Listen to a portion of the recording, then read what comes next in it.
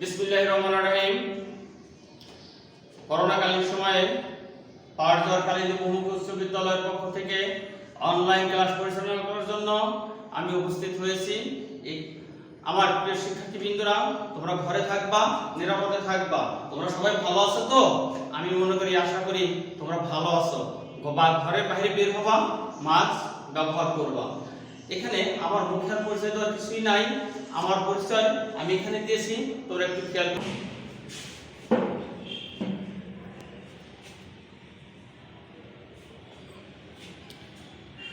পর্ব শেষ হলো। আমরা পরবর্তী কি করব দেখা মাত্র বুঝতে পারবো এবং শিখতে পারবো। দেখো, আমি একটা ছবি সংরক্ষণ করেছি। অবশ্যই তোমরা দেখা মাত্র কিন্তু বুঝতে পারছো যে ছবিটা কোথায় থেকে এনেছি। হিসাব বিজ্ঞানের প্রথম পেজের প্রথম ছবিটাই কভার ছবি, যেটাকে বলে কভার পেজটা, সেই ছবিটা আনছি। তাহলে আজকে কি বলতে পারবে আমি তোমাদের সামনে কোন বিষয়ে ক্লাস উপস্থাপন করার জন্য উপস্থিত হয়েছি?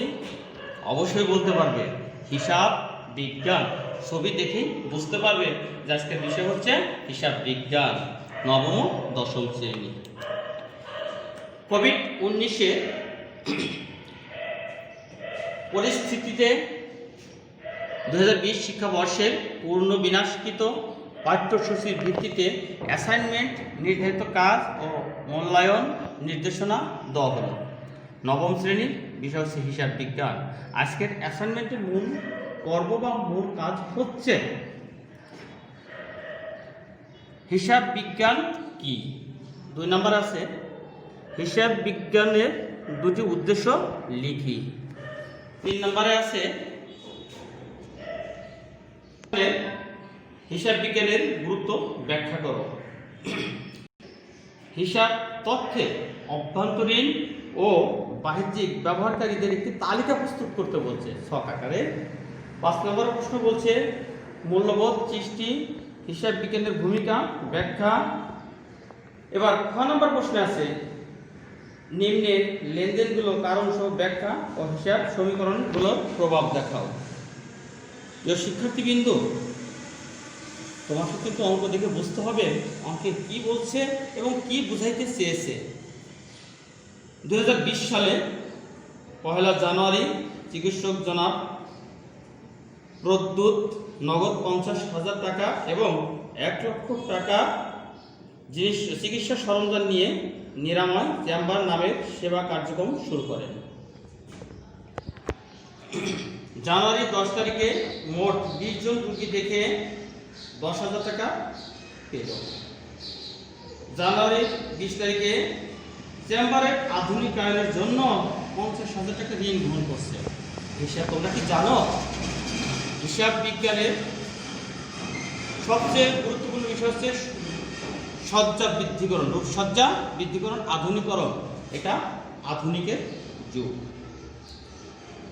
25 তারিখে বলছে চেম্বার ভাড়া বাবদ 5,000 টাকা প্রদান করা হলো।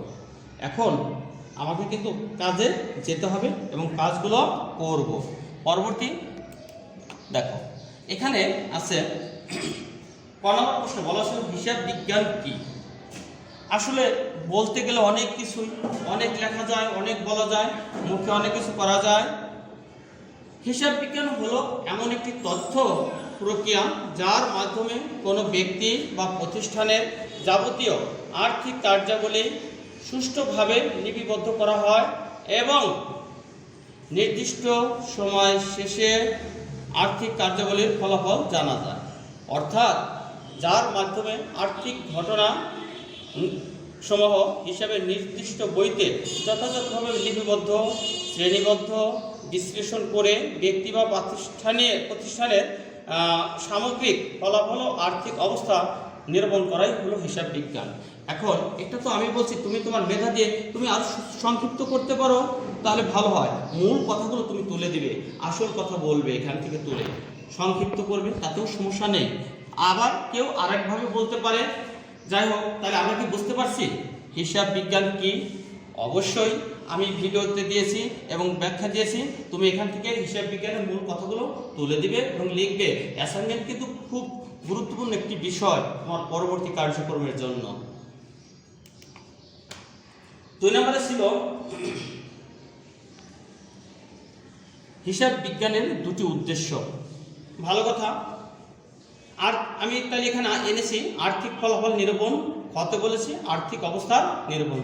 তা আর্থিক ফলাফল হিসাব বিজ্ঞান যদি আমি শিখতে পারি বা জানতে পারি বা জ্ঞান আমার মধ্যে থাকে, আর্থিক ফলাফল নিরূপণও করতে পারবো, আর্থিক অবস্থার বর্ণনাও দিতে পারবো। 3 নম্বরে বলা ছিল ব্যবসায় প্রতিষ্ঠানে হিসাব বিজ্ঞানের গুরুত্বপূর্ণ। হ্যাঁ, যে কোনো প্রতিষ্ঠানের একটি গুরুত্বপূর্ণ বিষয় থাকে, তাহলে তো সে সাফল্য অর্জন করতে পারবে না। তাই শিক্ষার্থীবৃন্দ, আমার প্রিয় বন্ধুরা, তোমরা অবশ্যই বাসায় বসে এগুলো দেখবে, পড়বে, তুমি এখান থেকে সংক্ষিপ্তগুলো লিখতে পারবে। তাহলে আমি একটু পড়ে বুঝি, শোনাই।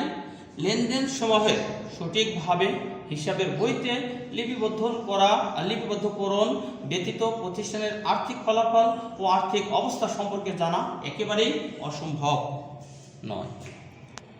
আর্থিক অবস্থার তাই হিসাব বিজ্ঞানের প্রথম উদ্দেশ্য লেনদেন সমূহকে সুনির্দিষ্ট পদ্ধতি অনুসরণ করে সঠিকভাবে হিসাবের বইতে লিপিবদ্ধ করা অতি গুরুত্ব। হিসাব বিজ্ঞান পদ্ধতির মাধ্যমে যে কোনো প্রতিষ্ঠানের আর্থিক অবস্থা কোনো সহজে জানা যায়, যা ব্যয় নিয়ন্ত্রণের মাধ্যমে ব্যক্তি বা প্রতিষ্ঠানের কাঙ্ক্ষিত মুনাফা অর্জন করা হিসাব বিজ্ঞানের একটি গুরুত্বপূর্ণ অধ্যায়। যার ব্যবসা প্রতিষ্ঠানের প্রতারণা ও জালিয়াতি রোধে হিসাব বিজ্ঞানের কোনো বিকল্প নাই। হিসাব বিজ্ঞানের মাধ্যমে এই প্রতারণা ও জালিয়াতি রোধ করা যা সম্ভব। প্রতিষ্ঠানের আর্থিক অবস্থা নির্দিষ্ট সময়ে প্রতিপক্ষকে জানানো, পরবর্তী সিদ্ধান্ত গ্রহণ করা জরুরি প্রয়োজন। তাছাড়া হিসাবের বই এবং সংশ্লিষ্ট দলিলাদি প্রতিষ্ঠানের বিভিন্ন কাজে লাগে, যেমন ব্যাংক, ঋণদানকারী প্রতিষ্ঠান হতে ঋণ গ্রহণ, পণ্যের বিক্রয় মূল্য নির্ধারণ, ভবিষ্যৎ কার্যক্রম নির্ধারণ ইত্যাদি। সুন্দর, শৃঙ্খলা ও মিতব্যয়ী জীবন গঠনের জন্য হিসাব রাখার প্রয়োজনীয় অপরিসীম। যথাযথ হিসাব না রাখলে প্রতিষ্ঠানের ভালো ও খারাপ দিকগুলো জানা যাবে না। সঠিক হিসাব সংরক্ষণের মাধ্যমে ব্যক্তি ও প্রতিষ্ঠানের নিয়ন্ত্রণ করে অপচয় রোধ এবং আর্থিক স্বাস্থ্যতা অর্জন করা সম্ভব। পরিশেষে আমি এখানে কিন্তু লিখি নাই, এখানে কিন্তু আরো কিছু বাকি ছিল। তোমাদের পরিশেষে বলতে পারি, হিসাব বিজ্ঞানের প্রত্যেকটা পয়েন্টই বা প্রত্যেকটা কার্যক্রমই অতি গুরুত্বপূর্ণ ভাবে দেখতে হবে। এবার আমি পরবর্তী স্টেপে চলে যাব। 4 নম্বর প্রশ্নে, নেক্সট 4 নম্বর প্রশ্নে ছিল হিসাব তথ্যের অভ্যন্তরীণ ও বাহ্যিক ব্যবহারকারীদের একটি তালিকা। প্রিয় শিক্ষার্থীরা, আমাদের প্রাথমিক ধারণা থাকতে হবে অভ্যন্তরীণ কি এবং বাহ্যিক কি। যদি আমরা বলতে পারি ভিতরের অংশটাই অভ্যন্তরীণ এবং বাহিরের অংশটাই বাহ্যিক। এখন প্রতিষ্ঠানের ক্ষেত্রে এরকম থাকে, মালিক এবং ব্যবস্থাপক এ হচ্ছে প্রতিষ্ঠানের ভিতরে সমস্ত কার্যক্রম পরিচালনা করে, তাই তাকে বলা হচ্ছে অভ্যন্তরীণ ব্যবহারকারী। বাহ্যিক, এখানে বাহ্যিক ব্যবহারকারী বলতে দেখো, পাওনাদার, ঋণ প্রদানকারী, সরকার, কর্মকর্তা, কর্মচারী, বিনিয়োগকারী ইত্যাদি আরও অনেক থাকতে পারে। তাই আমরা যদি এই প্রশ্নটা আসে হিসাব তথ্যের অভ্যন্তরীণ ও বাহ্যিক ব্যবহারকারীর একটি তালিকা প্রস্তুত করো। আমি একটু তালিকা দিয়েছি, শুধু যে এভাবেই তুমি লিখবা, তুমি তোমার মেধা দিয়ে তুমি তোমার উন্নতির দিক বেছে বের করে তোমার জ্ঞানকে প্রকাশ করবে এই অ্যাসাইনমেন্টের মাধ্যমে। আমার মতো হতে হবে তা কিন্তু কোনো কথা নয়, তুমি তোমার মেধাকে যাচাই করে বের করো। নেক্সট,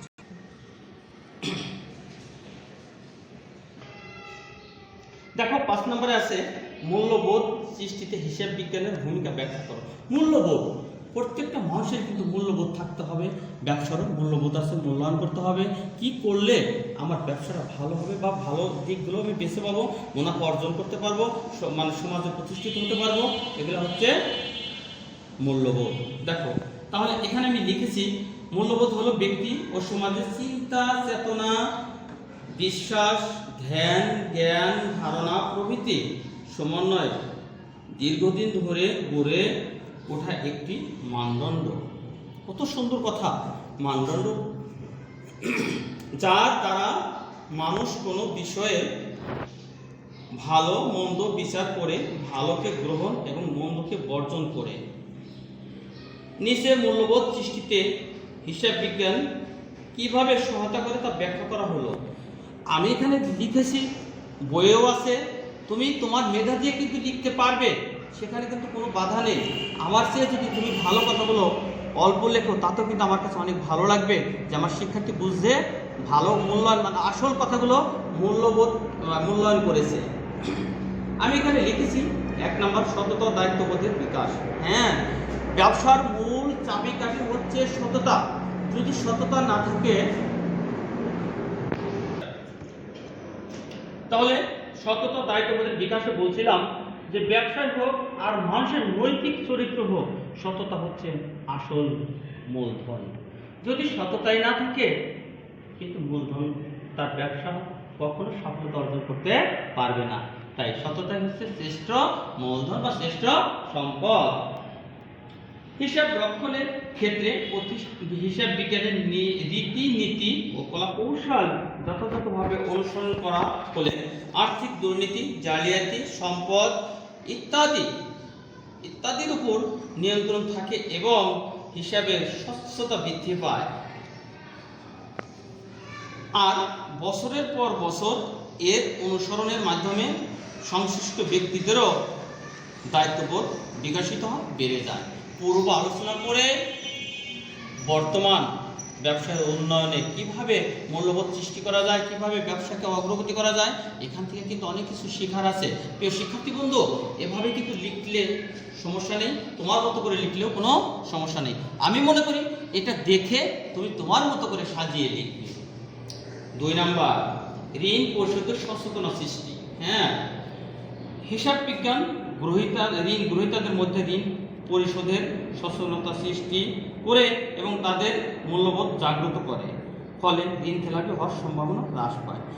এখন আমি ব্যবসা করতে গেলাম, চারদিক থেকে ব্যবসা দেখিয়ে ঋণ গ্রহণ করলাম, কিন্তু সেটার পরিশোধের কোনো ক্ষমতা আমার নেই, তাহলে তো মূল্যবোধ হলো না। তাই মূল্যবোধ করতে হবে, আমি এনেছি আবার সেটাকে আমার ব্যবসা দ্বারা পরিচালনা করে তাকে পরিশোধ করব। 3 নম্বর ধর্মীয় মূল্যবোধ সৃষ্টি। মহান সৃষ্টিকর্তা প্রদত্ত সম্পদের সুষ্ঠু বন্টন এবং অপ্রয়োজনীয় ব্যয় পরিহার করাই ধর্মীয় মূল্যবোধ। আমার প্রিয় শিক্ষার্থী বন্ধু, তোমরা কি বুঝতে পেরেছ? মহান সৃষ্টিকর্তা প্রদত্ত, এই যে আমি তুমি ভাবে যাই কিছু দেখো, সবকিছুই মহান সৃষ্টিকর্তার প্রদত্ত সম্পদ। এই সম্পদকে সুষ্ঠু ব্যবহার করে, কোনো অনৈতিক কাজে নয়, ভালো কাজে ব্যবহার করে বা তোমার ব্যবসার উন্নয়নের কাজে ব্যবহার করে, অপ্রয়োজনীয়। তাহলে আল্লাহর জিনিসকে যদি, প্রদত্ত জিনিসকে যদি আমরা অপব্যবহার করি, তাহলে এখানে কখনো সফলতা অর্জন করা যাবে না। আমরা কিন্তু এটা সবাই বুঝতে পারি, আমরা সবাই আল্লাহর প্রদত্ত সম্পদ।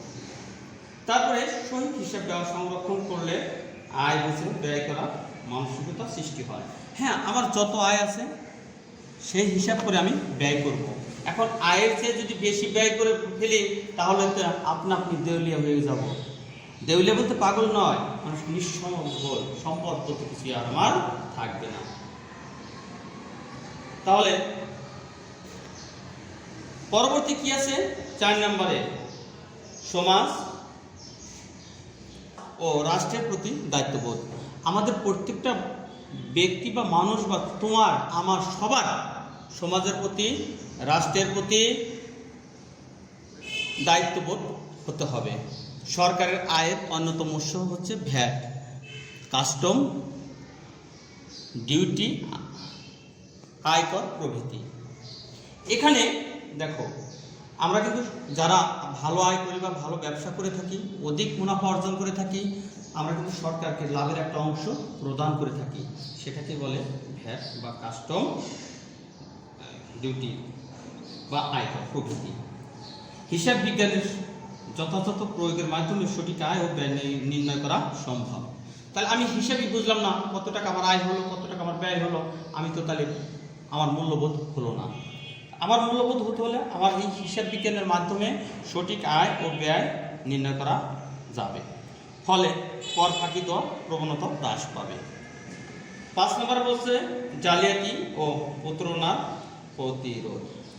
সুষ্ঠু হিসাব ব্যবস্থা পরিচালনা থাকলে সম্ভাব্য শাসিত ও দুর্নামের ভয়ে প্রতিষ্ঠানের কর্মকর্তাদের মধ্যে জালিয়াতি, তহবিল তছরূপ, প্রতারণা সহ বিভিন্ন অনিয়মের প্রবণতা হ্রাস পায়। মনে রাখবে একটা কথা, আমরা সবাই কেউ না কারো অধীনে আছি।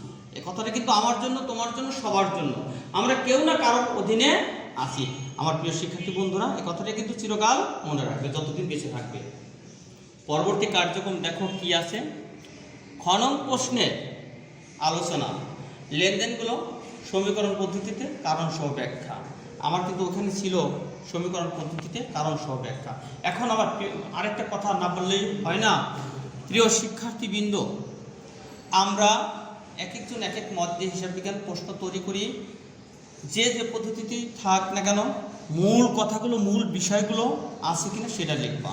এভাবে যে লিখতে হবে তার কিন্তু কথা নয়। তুমি তোমার মেধা দিয়েও তুমি লিখতে পারো বা হিসাব অঙ্ক তৈরি করতে পারো। এখানে দেখো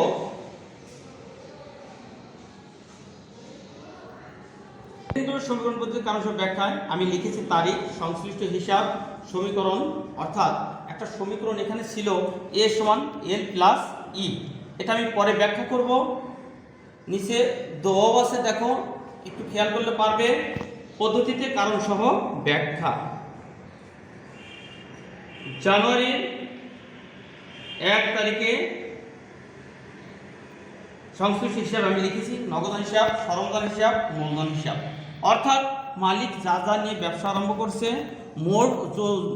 মোট যোগ করে হয় মূলধন, কিন্তু যেগুলো আনছে সেগুলো কিন্তু তার সম্পদ, যেগুলো ব্যবসায় অন্তর্ভুক্ত করে ফেলেছে 1 তারিখে সেগুলো হচ্ছে তার সম্পদ। ওইখানে কিন্তু ছিল, প্রশ্নটা দেখলে তোমরা সহজেই বুঝতে পারবে যে নগদ টাকা নিয়ে এবং চিকিৎসার জন্য সরঞ্জাম নিয়ে ব্যবসা আরম্ভ করলো। তাহলে এখানে নগদ ও চিকিৎসক সরঞ্জাম নিয়ে ব্যবসা আরম্ভ করায়, তাহলে এখানে নগদ টাকা বৃদ্ধি পেয়েছে, তার ব্যবসায় সরঞ্জাম বৃদ্ধি পেয়েছে, তাই এগুলো সম্পদ ধরে আমি যদি আরেকটু বলি, একটু বোর্ডটা খেয়াল করো, দেখো সম্পদ এলে কি বোঝাইছে আমি সংক্ষিপ্ত করব, কারণ ভিডিওর এলে বোঝাইছে দায়, ইতে বোঝাইছে কি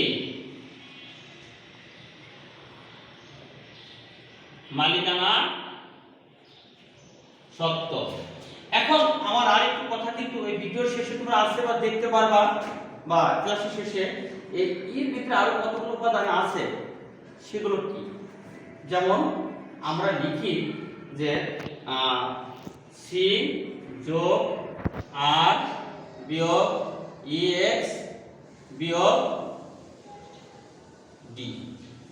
এখন দেখো এতে আছে বাংলা সম্পদ, এল এ লায়াবিলিটিস বাংলা অর্থ হচ্ছে দায়, এতে ইকুইটি অর্থাৎ মালিকানা সত্ত্ব। এখন এই ইকুইটির ভিতরে আমরা এই কথাগুলো লিখে থাকি না? কেন লিখে থাকি? আমরা যদি একটু বাংলায় বলি, এখান থেকে দেখো বাংলায় লিখব মূল ধন যোগ আয় বিয়োগ ব্যয় বিয়োগ উত্তোলন। আমার কথা কি বুঝতে পারছো?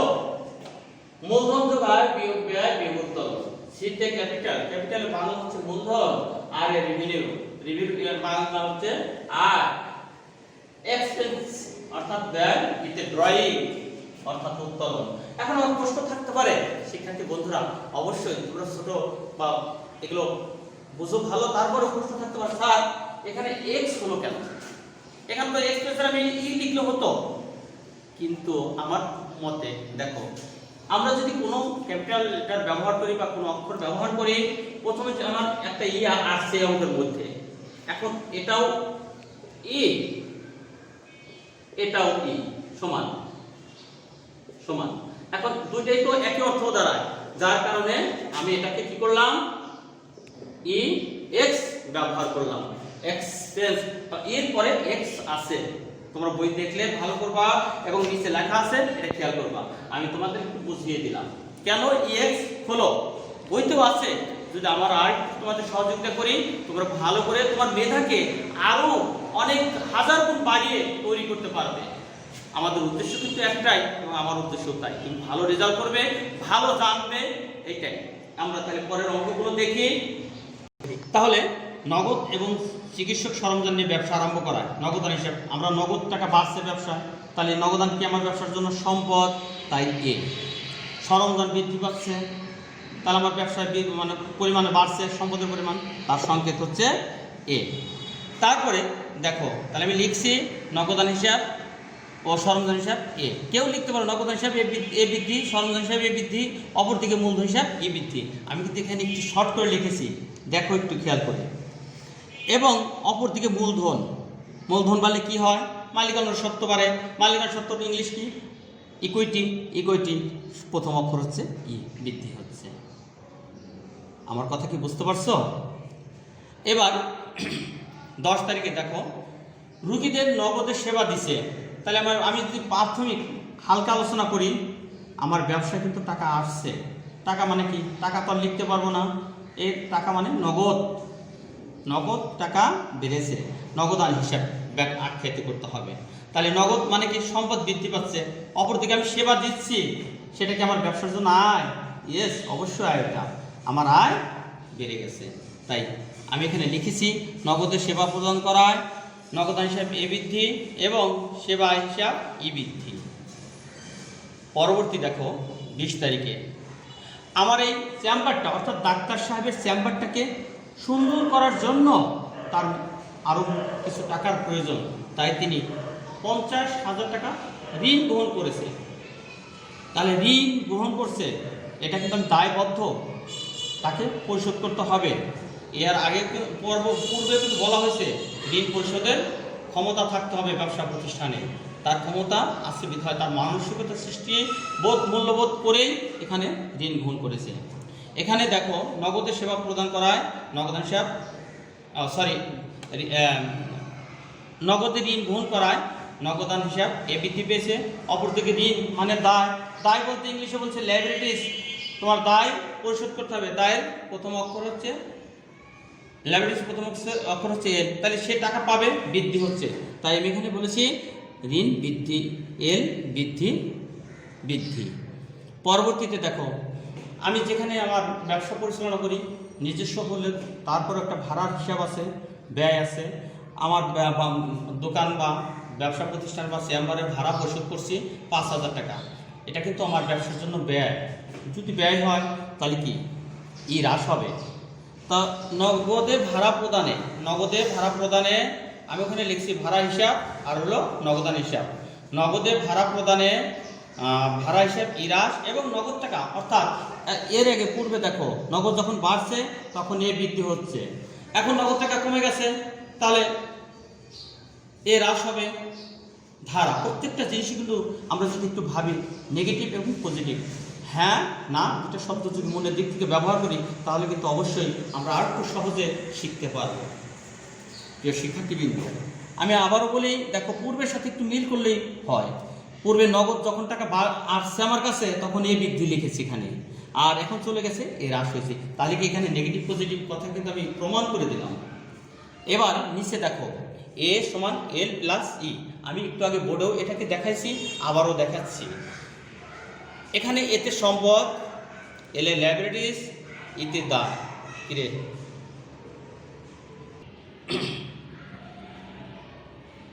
আবার সাইডে দেখো হিসাব সমীকরণের বর্ধিত করলে পাওয়া যায় এ সমান এল প্লাস ব্র্যাকেটে লেখা আছে সি যোগ আর বিয়োগ ই এক্স বিয়োগ ডি। আমি পূর্বেও এ কথার ব্যাখ্যা করে দিয়েছি, নিচে বাংলায় লেখা আছে দেখো, দায় সম্পদ সমান দায় যোগ মূলধন যোগ রেভিনিউ যোগ বিয়োগ খরচ বিয়োগ উত্তোলন। এখানে সাইডে ব্যাখ্যা দেওয়া আছে, এতে অ্যাসেটস অর্থাৎ সম্পদ, এলে লাইবিলিটিস অর্থ দায়, সিতে ক্যাপিটাল অর্থ মূলধন, আর রেভিনিউ অর্থ কি আয়, এক্সপেন্সেস অর্থ খরচ বা ব্যয়, ডিতে ড্রয়িং অর্থাৎ আমি টাকা তুলে নিতে পারি ব্যবসা থেকে, উত্তোলন।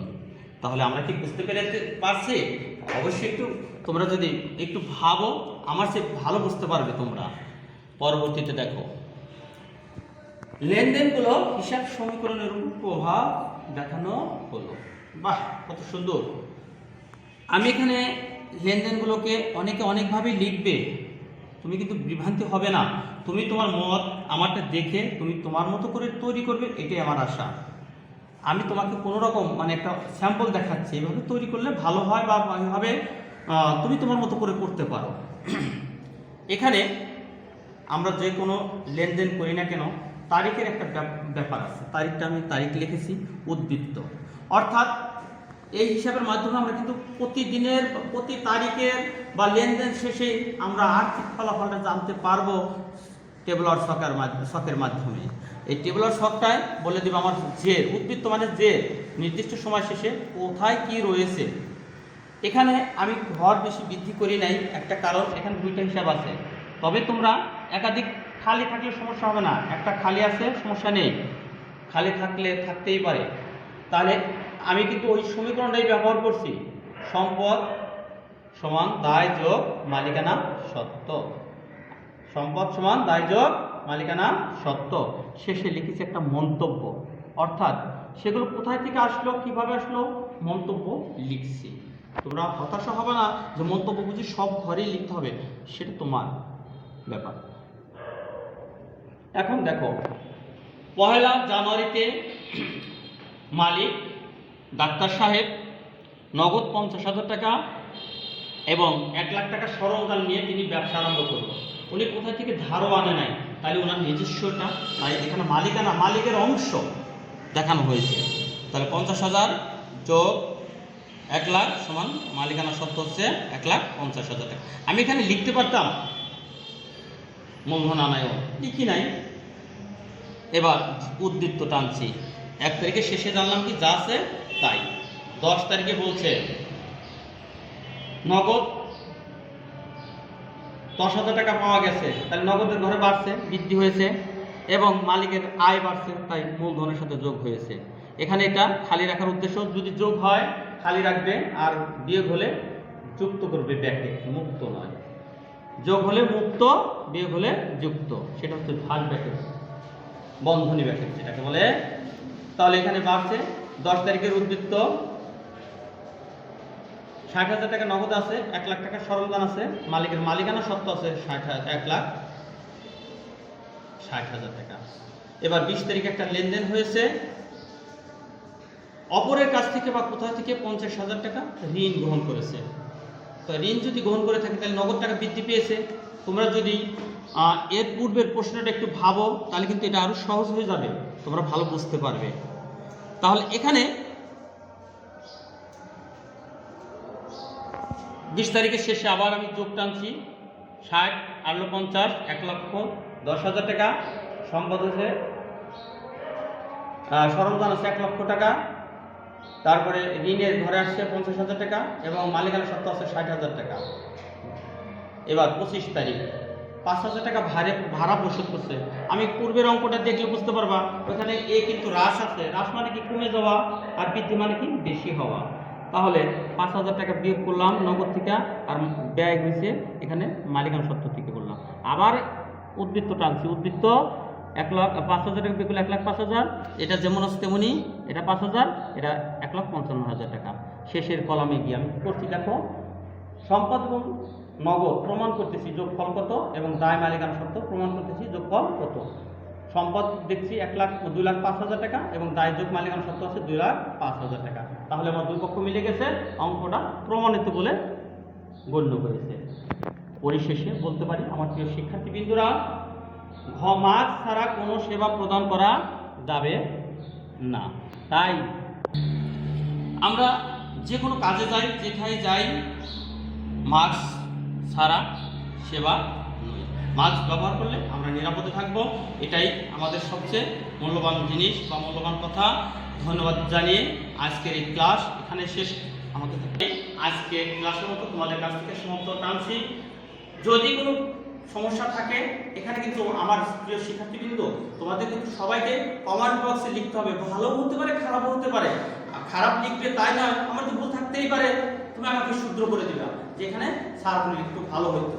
হ্যাঁ, কমেন্ট বক্সে কিন্তু অবশ্যই কমেন্ট করে লিখতে হবে।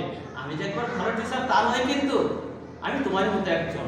তাই ধন্যবাদ জানিয়ে আজকের মতো তোমাদের কাছ থেকে বিদায় নিচ্ছি। পরবর্তী ক্লাসে দেখা হবে। ধন্যবাদ। আসসালামু আলাইকুম।